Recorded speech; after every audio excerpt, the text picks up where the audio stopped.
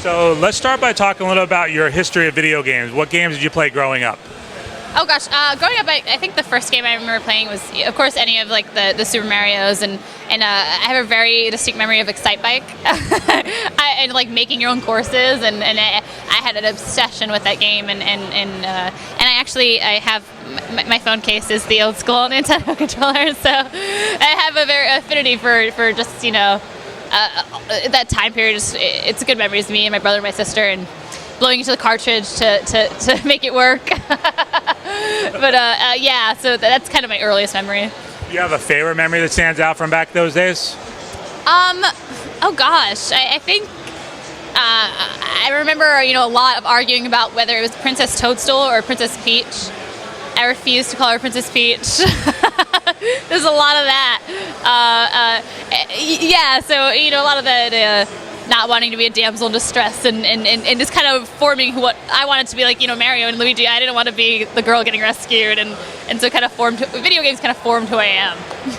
These days, over 50% of gamers now are female, but back in those days that wasn't the case. What attracted you to video games? Was it having brothers and stuff? Well, I have it's really funny. I have an older brother and an older sister, and my older sister is the girliest girl on the planet, and so I hated everything about that, and I did anything my brother did, and he actually got me into wrestling, and I watched it because he did, and I played video games because he did. What are your thoughts about how far video games have come since those Nintendo days?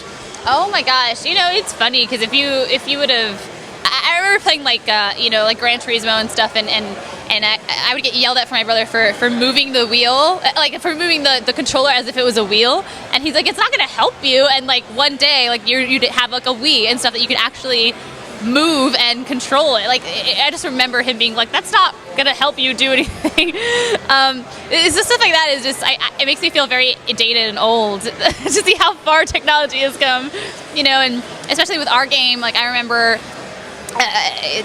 like having games where there was like China and Deborah in it, and they were just like these like, blocky women, and I just like I would play it over and over again because it was the only options I had, and now like I'm playing it and it's 100% me in the game. It's so surreal. It's come a long way. And when it comes to motion, you also have Kinect. Have you played around with what they're doing with the Kinect these days?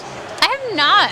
I don't know. I never really got into it, but everything seems way. I feel like an old person. I feel like what is this technology? But I think there's like some 7-year-olds who are more advanced than I am right now. Well, imagine though what you can do with a wrestling game if you take away the controller and have your real moves like they can do on a Kinect. It sounds very dangerous, and I hope that doesn't happen.